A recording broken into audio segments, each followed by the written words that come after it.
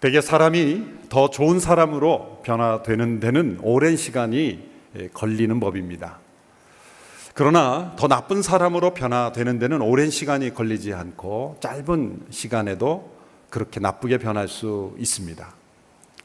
때로는 더 좋은 사람으로 변화되기 위해서 광야 같은 고난이 사용되지만 더 좋고 더 멋진 환경에서 우리는 더 나쁜 사람으로 쉽게 변화되기도 합니다. 바로 다윗과 사울의 인생 이야기를 통해 우리에게 보여주시는 교훈입니다. 다윗은 왕으로 선택을 받았지만 오랜 기간 광야 같은 고난을 겪음을 통해서 더 좋은 하나님의 사람으로 변화되어 갔지만, 사울은 그가 왕이 된 이후에 짧은 기간 수년 만에 그는 더 나쁜 사람으로 악의 영의 시달림을 받고 인도를 받는, 악한 영의 지도를 받는 악의 종이 되어버리고 말았습니다. 환경이 좋냐 나쁘냐가 중요한 문제가 아니라 하나님이 함께 하시느냐 함께 하시지 않느냐가 더 큰 문제입니다. 하나님이 함께 하신다면 광야 같은 고난 속에서도 정금 같고 보배 같은 인생으로 변화되지만, 하나님이 함께 하시지 않으면 왕이라는 위치와 축복에서도 더 나쁜 인간으로, 악의 종으로 바뀌어지고 마는 것입니다. 사울이 왜 이러한 인생이 되었을까요? 하나님이 버리셨기 때문입니다. 왜 하나님이 버리셨습니까? 그가 하나님을 버렸기 때문입니다. 순간적인 실수가 아니라 의도적인 불순종으로 하나님을 거역했기에 하나님이 그에게 베풀어 주신 은혜의 장막을 거두셨을 때 그의 인생은 추락하고 말았던 것입니다. 우리가 생각할 때 영적으로 중립의 상태가 있다고 믿는 사람들이 많습니다. 영적으로 중립 상태는 존재하지 않습니다. 하나님의 영의 인도함을 나는 받지는 않지만 그렇다고 나는 세상적으로 악의 영의 인도함을 받는 것도 아니다라고 생각하는 사람이 많습니다. 나는 그저 나일 뿐이다, 나 혼자 중립적으로 존재할 뿐이다라고 생각하는 사람들이 있습니다. 그러나 영적 세계는 중립 세계가 없습니다. 우리가 하나님의 영으로 인도함을 받든지 아니면 이 세상의 영의 인도함을 받든지 둘 중 하나입니다. 이것도 아니고 저것도 아닌 중립은 존재하지 않는 것입니다. 하나님의 영으로 인도함을 받지 않으면 우리는 그만큼 세상의 영에 의해 인도를 받고 있다는 것이죠. 하나님의 임재를 떠난 사울이 얼마나 추악한 모습으로 추락했는지를 사무엘서는 우리에게 명확하게 우리에게 증거하고 있습니다. 사울이 죽는 날 그 모습까지도 우리에게 추적하면서 자세하게 우리에게 기록하고 있는 것이죠. 사무엘서의 중요한 주제가 바로 이것입니다. 하나님의 종이었던 사울이 어떻게 악의 종이 되는 모습으로 그렇게 나쁘게 추락할 수 있었는가? 왜 그렇게 되었는가? 하나님은 단지 다윗이라는 인물이 멋진 인물로 지도자로 등장하는 것만 우리에게 보여주고 있지 않습니다. 사울이 어떠한 이유로 어떤 모습으로 그렇게 추락하게 되었는가를 우리에게 동시에 보여주심으로 우리를 교훈하고 계신 것입니다. 사무엘상 18장에서 20장까지 보면 사울이 어떤 모습으로 다윗을 죽이려 했고 얼마나 추한 모습이 되었는가를 우리에게 드러내고 있습니다. 그는 자신을 섬기고 또 자신을 위하여 악기를 연주하는 다윗을 죽이려고 직접 창을 던지며 그를 죽이려는 살해를 시도했습니다. 2번씩이나. 뿐만 아니라 그는 거짓 약속과 음모를 가지고 다윗을 죽이려 했습니다. 블레셋과의 전쟁에 내보냄으로 블레셋 사람들에게 의하여 죽도록 계획을 했었습니다. 또한 자신의 딸을 주겠다고 그렇게 여러 번, 사울은 틈만 나면 자신의 딸을 주겠다는 거예요. 얼마나 못된 아버지입니까? 딸 미갈이 그 다윗을 사랑하는 것을 보고 미갈을 덫으로 이용해야 된다고 생각했죠. 그걸 통해서 다윗을 죽이려고 했습니다. 이 딸이 받을 상처는 전혀 생각하지 않는 이 얼마나 악한 아버지입니까? 딸을 미끼로, 딸을 덫으로 사용하려는 이 사울의 추악한 모습입니다. 뿐만 아니라 나중에는 전 국가적으로 아예 공포를 합니다. 다윗을 내가 죽이겠다. 자신이 가진 모든 권한과 권력과 국방력을 다 이용해서 다윗을 죽이려는데 혈안이 되어 있는 그러한 모습이 바로 사울왕의 모습이었습니다. 그러나 사울이 다윗을 해치려 할수록 오히려 다윗은 더 힘을 얻고 부강하고 광야를 헤매며 도망다니지만 그 주변에는 수많은 사람들이 그를 지도자로 옹립하고 따르게 됩니다. 사울이 다윗을 제거하려면 제거할수록 사울 주변에는 아무도 그를 인정하지 않는 외로운 지도자가 되어가고 있다는 거예요. 이 사울과 다윗의 이 모습을 보면 꼭 그 만화 영화 있죠. 어릴 때 봤던 톰과 제리. 아시죠? 고양이가 쥐를 계속 잡으려고 하는, 항상 그 고양이가 당하잖아요. 사실적인 의미에서는 별로 안 좋은 그 만화입니다. 애들에게 쥐가 고양이보다 강하다, 그런 잘못된 인식을 심어주기 때문에 나쁜 좀 면도 있겠지만, 어쨌든 사울은 다윗을 해치려 하지만 끊임없이 승리자는 다윗입니다. 하나님이 다윗과 함께했기 때문입니다. 오늘 본문에 보면 하나님을 떠난 이 사울이 왜 이런 광기 어린 살인자로 악한 종이 되었는가? 그의 마음속에 두 가지 그릇된 마음의 상태 때문이라는 것을 우리에게 지적해주고 있습니다. 첫째는 질투심입니다. 사울의 몰락의 첫 계단은 질투로 시작이 되었어요. 다윗이 골리앗을 무너뜨리고 개선 장군이 되어서 많은 백성들의 환호를 받으며 들어오게 될 때 여인들이 노래했습니다. 사울이 죽인 자는 수천이요, 사울이 죽인 자는 수천이요, 다윗이 죽인 자는 수만이다. 개역 성경에는 사울이 죽인 자는 천천이요, 다윗이 죽인 자는 만만이다라는 노래를 불렀다는 거예요. 사울이 그 노래를 들었을 때 화가 치밀어 올랐고 질투심이 불타오르게 되었다라고 말합니다. 이 여인들이 사울을 조롱하기 위해서 그 노래를 한 것은 분명히 아닐 겁니다. 누가 감히 왕을 조롱하고 누가 감히 왕을 비하시키기 위해서 그런 노래를 만들었겠습니까? 학자들에 의하면 그 당시에 노래나 시에서 이런 천과 만을 통해서 점차적으로 강조하는, 이 점증적으로 그런 강조하는 그러한 어떤 표현이라는 거죠. 굳이 사울과 다윗을 비교하려는 의도가 아니라 사울이 먼저 나왔기 때문에 그런 문제가 생긴 것이지 사실은 바꿔도 상관은 없는 거죠. 그런데 이 천과 만, 천 다음에 만 아니겠습니까? 점차적으로 우리나라가 이렇게 부강해지고 잘 되고 있다, 사울, 다윗을 통해서 이렇게 되고 있다, 그런 의미였다는 것이죠. 그런데 사울에게는 그것이 거슬렸다는 거예요. 천과 만을 여인들은, 다른 사람들은 굳이 그렇게 의도적으로 비교하지는 않았겠지만, 물론 그런 사람들이 있을지 모르겠지만 학자들은 그 당시에는 그게 대조법이 아니었다는 거예요. 사울은 그 숫자가 걸렸다는 거예요. 언제나 이 숫자에 예민한 사람은 지금 하나님과의 관계가 문제가 있는 거예요. 너무 숫자에 예민하지 마십시오. 자신을 수천이라고 하고 다윗을 수만이라고 했던 그 노래 한마디에 그런 그의 질투심이 마치 화약고의 폭탄이 터지듯이 그의 질투심이 불살라오르기 시작했다는 것입니다. 오늘 본문 18장 8절 9절의 말씀을 보십시오. 우리 같이 한번 읽어볼까요? 시작. 사울은 이 노랫소리를 듣고 몹시 불쾌 화가 치밀었습니다. 속으로 다윗에게는 수만 명이라더니 내게는 고작 수천 명뿐이라는구나.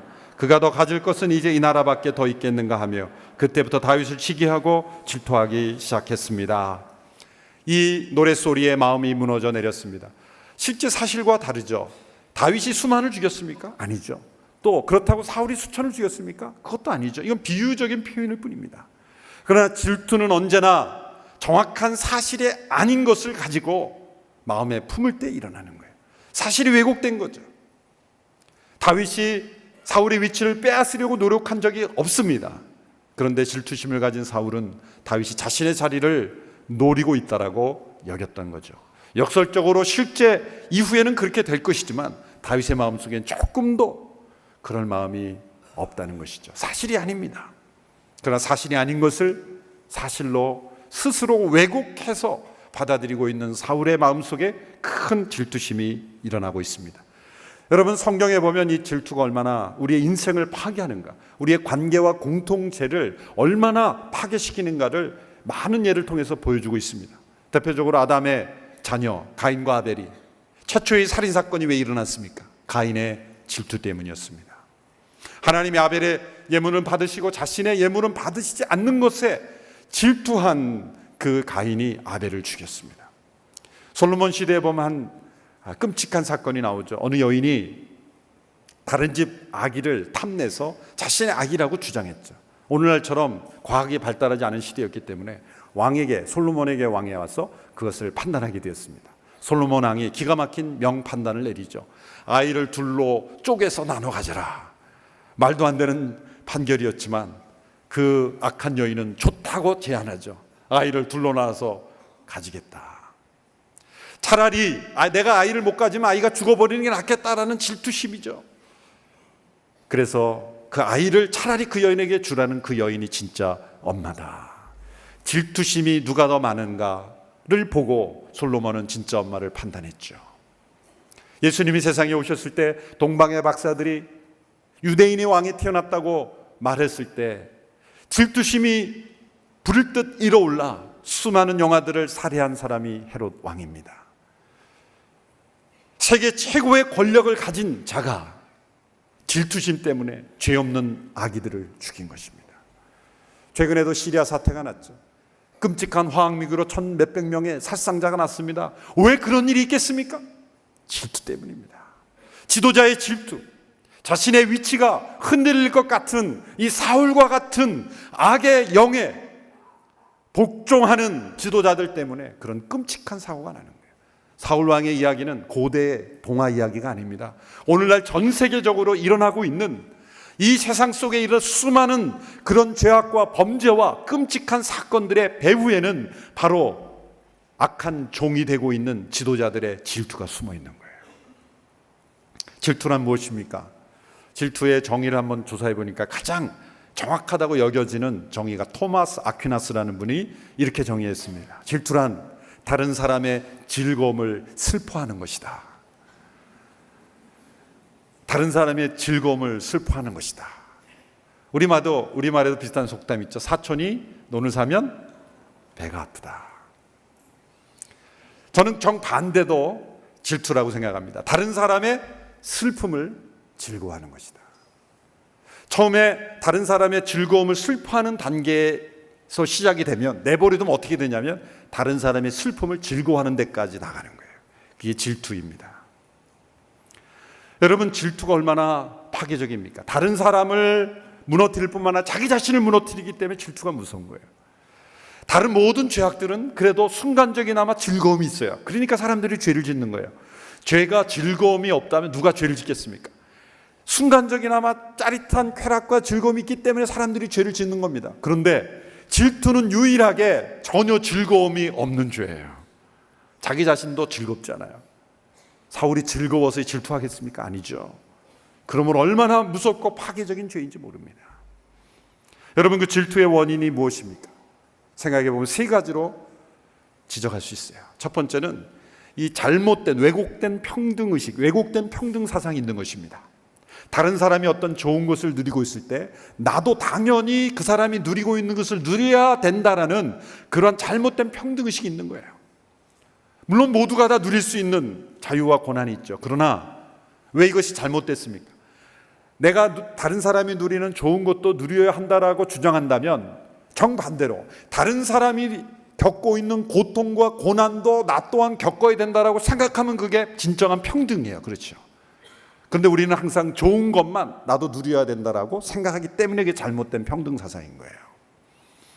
자신의 권리와 자신의 권한과 자신이 마땅히 받아야 된다고 주장하는 많은 사람들은 정반대를 생각해야 합니다. 더 가지지 못한 사람, 더 억눌린 사람, 더 고통받는 사람처럼 나도 그렇게 똑같이 평등하게 고통당해야 된다고 생각하면 그 사람의 주장은 균형이 잡힌 거예요. 그러나 한쪽만 가지고 있을 때는 그것은 왜곡된 평등이라는 겁니다. 진정한 의미의 평등이 아니죠. 두 번째 질투의 원인은 컴플렉스입니다. 컴플렉스. 이 컴플렉스라는 이 열등 컴플렉스라는 단어를 만든 심리학자가 알프레드 아들러라는 분이죠. 이분이 주장한 심리 법칙이 너무 정확한데요. 사람은 자기가 기억하고 싶은 것만 기억한다는 거예요. 우리가 여러 가지 경험을 하면서 여러 가지 경험을 통해 기억이 정확하게 정리되는 게 아니라 많은 경험을 하지만 이미 가지고 있는 선입관, 자기가 가지고 있는 어떤 믿음, 자기가 가지고 있는 어떤 신념, 근데 불행하게도 그 사람은 만일 나는 무가치한 사람이라는 신념을 가지고 있다면, 나는 저주받은 사람이라는 그런 그 생각을, 선입견을 가지고 있다면 모든 경험을 할 때마다 거기에 그 의견에 맞는 기억만 받아들인다는 거예요. 그러므로 내가 얼마나 가치 있느냐라는 그러한 메시지를 주는 환경은 전혀 기억을 못하고, 나를 무시하는 것 같고 내가 가치 없어 보이는 것 같은 그러한 경험만 다 머릿속에 기억함으로 자기의 의견을 뒷받침하는 거라는 거예요. 객관적이지 못하게 된다는 거예요. 그걸 가리켜 컴플렉스라 이렇게 불렀죠. 여러분, 이 컴플렉스는 결코 하나님 앞에 올바른 태도가 아닙니다. 사울의 마음속에는 이 컴플렉스가 있었다는 거예요. 그런데 세 번째가 가장 중요한 원인입니다. 이 질투 뒤에 숨어 있는 무서운 죄는 바로 하나님께 대한 반항입니다. 가인이 왜 아벨을 죽였습니까? 하나님이 자신의 제사를, 예물을 받지 않으셨다는 것에 대한 분노를 동생에게 퍼부은 거죠. 사무엘이 사울을 찾아와서 하나님이 당신을 버렸습니다 라는 해고의 통지를 했다면 그때 마땅한 사울의 반응은 무엇입니까? 자기를 돌아봐야 합니다. 하나님 왜 나를 버리셨을까? 내가 어떤 죄, 어떤 허물이 있기에, 어떤 불순종을 했기에 하나님 나를 버리셨을까? 자신을 돌아봐야 하는 게 마땅한 태도임에도 불구하고 사울은 그렇게 하지 않았습니다. 그 하나님께 대한 반항을 누구에게 쏟아붓는 거예요? 다윗에게 쏟아붓는 거예요. 다윗이 미운 게 아니라 실상은 하나님이 미운 겁니다. 하나님께 반항하고 있는 거죠. 그것은 교만입니다. 여러분, 교만과 열등감이 동전의 앞뒤면이라는 것 아십니까? 정말 열등감이 많고 컴플렉스가 많고 그런 사람은 교만한 겁니다. 교만해서 그래요. 정말 교만한 사람은 열등감이 많습니다. 동전의 앞뒤면이에요. 그래서 자기보다 좀 더 나은 사람 같은 사람 앞에는 지극히 자신을 열등하게 느끼고, 또 자기보다 조금 더 못한 것 같은 사람에는 굉장히 그 사람을 무시하고 교만해지는, 이 열등과 교만은 동전의 앞뒤면과 같은 거죠. 모두가 다 하나님과 올바른 관계에 있지 않아서 생긴 문제인 것입니다. 여러분, 이 질투와 이 모습들이 사울에게만 있다고 생각하십니까? 그렇지 않습니다. 우리가 하나님의 임재를 떠날 때 우리의 마음속에 조용히 들어올 수 있는 무서운 죄라는 것을 우리는 기억해야 할 줄로 믿습니다. 두 번째, 사울의 마음속에 두려움이 있었어요. 그는 사람들을 두려워했고 다윗을 두려워했어요. 사무엘상 15장 23절 24절에 보면 그가 왜 하나님께 불순종했는지 그의 입을 통해서 이렇게 고백합니다. 우리 같이 한번 읽어볼까요? 시작. 거역하는 것은 점치는 죄와 같고 교만은 우상을 섬기는 악과 같은 것이요, 당신이 여호와의 말씀을 거역했기 때문에 그분은 당신을 버려 왕이 되지 못하게 하셨소. 그러자 사울이 사무엘에게 말했습니다. 내가 여호와의 명령과 당신의 지시를 어겼습니다. 백성들이 두려워서 그들의 말대로 한 것입니다. 왜 불순종했습니까? 왜 아말렉을 진멸하라는 하나님의 명령을 어겼습니까? 백성이 두려워서 어긴 거예요. 하나님을 더 두려워해야 될 왕이 백성을 더 두려워했기 때문에 불순종한 거예요. 우리는 두려워하는 존재의 말을 듣게 돼 있는 겁니다. 하나님을 두려워하면 사람을 두려워하지 않게 되죠. 그러나 사람을 두려워하면 하나님의 말씀을 두려워하지 않게 되는 겁니다. 우리가 하나님만을 두려워함으로 그 어떤 상황 속에서도 두려워하지 않는 자가 되기를 축원합니다. 자신의 모든 것을 다 잃어버릴지라도 하나님을 두려워한다면 하나님이 그 모든 것을 지켜 보호하실 줄로 믿습니다. 다윗이 그랬어요. 다윗은 사울을 두려워하지 않았어요. 사울이 거짓 약속과 음모로 딸을 주겠다, 뭐를 주겠다 해도 다윗은 사양했어요. 내가 어떻게 감히 왕의 상의가 될 수 있겠습니까? 거짓된 음모에 넘어가지 않으려면 겸손해야 돼요. 하나님을 두려워해야 돼요. 하나님을 두려워하지 않는 사울은 다윗도 두려워하게 됐어요. 오늘 본문에 보면 아주 흥미롭습니다. 12절 15절에 보면 다윗이 사울을 두려워해야 되는데 사울이 다윗을 두려워합니다. 같이 한번 읽어볼까요? 시작. 사울은 다윗이 두려웠습니다. 여호와께서 사울을 떠나 다윗과 함께 하셨기 때문입니다. 그래서 사울은 다윗을 천부장으로 삼고 자기에게서 멀리 떠나 보냈습니다. 그리하여 다윗은 부대를 이끌고 싸움터로 나갔는데 그는 가는 곳마다 승리했습니다. 여호와께서 그와 함께 하셨기 때문입니다. 사울은 다윗이 큰 승리를 거두는 것을 보고 그를 더욱 두려워했습니다. 사울은 다윗이 두려웠던 거예요. 왜? 다윗은 하는 일마다 하나님이 함께 하셨고 승리했고 사람들이 좋아했고, 그래서 더욱더 두려워한 거예요. 그 두려움을 감추기 위해 다윗은 제거하려고 열심히 노력했다는 거예요. 여러분, 이것이 추락한 지도자의 모습이에요. 하나님의 종이었던 그가 왜 악의 종이 됐습니까? 그의 마음을 질투가 사로잡고 두려움이 사로잡았을 때 그는 올바른 판단할 수 없었고 눈이 가리게 되었고 그리고 악한 일을 행하게 되었어요. 그러면 어떻게 우리가 이러한 질투의 두려움의 마음의 상태를 벗어나 하나님과 올바른 관계를 유지할 수 있을까요? 첫째로 회개해야 합니다. 여러분, 질투와 두려움을 절대 소홀히 여기지 마십시오. 내 마음속에 일어나는 그 작은 질투, 아무도 모르는, 다른 사람이 모르는 그 질투를 할지라도 그건 무서운 죄가 될 수 있다는 것을 기억하십시오. 다른 사람이 즐거운 일이 생겼을 때 내 마음이 즐겁지 않다, 두려워해야 합니다. 사람이 두려워진다, 하나님 앞에 회개해야 합니다. 모든 종류의 두려움은 하나님으로부터 나오는 것이 아니에요. 내 마음속에 다른 사람의 어떤 불행이 은근히 즐기고 있다, 무서운 죄라는 것을 얘기합니다. 사울의 길로 가고 있다는 것을 회개해야 합니다. 토해내야 합니다. 잘못된 음식을 먹으면 우리의 생명이 토해내듯이 잘못된 영혼의 질병이 들어올 때 영혼이 토해내는 것이 회개입니다. 회개해야 합니다. 두 번째로, 사람과 비교하지 말고 오직 예수님과 비교하는 것입니다. 우리의 유일한 거울, 유일한 비교의 대상은 예수 그리스도가 되어야 될 줄로 믿습니다. 예수님과 비교하면 열등감에 빠질 필요도 없고 교만해질 수도 없습니다. 다른 어떤 사람과 비교하지 말고 오직 이 땅에 유일한 하나님의 아들이셨던 예수님, 그분과 비교할 때 우리는 언제나 죄인일 뿐이지만 용서받고 하나님의 자녀이고, 그리고 하나님이 그 아들을 통해 우리를 얼마나 사랑하신지를 경험하는 나의 가치를 깨닫고, 그러나 교만해지지 않는 온전한 인격으로 나아가게 될 수 있을 줄로 믿습니다. 예수님과만 비교하십시오. 그리고 마지막 세 번째, 하나님께서 나만이 아니라 다른 사람들도 사용하실 수 있다는 걸 인정하고 받아들이십시오. 모세 시대의 민수기를 보면 이런 사건이 있었죠. 엘닷과 메닷이라는 사람이 예언을 한 거예요.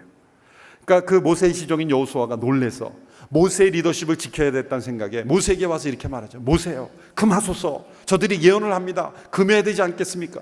그때 모세가 뭐라고 말합니까? 내가 나를 위하여 지금 시기 질투하느냐?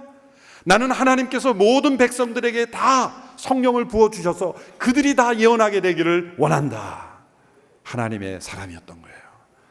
하나님은 나를 통해서만 일하시지 않습니다.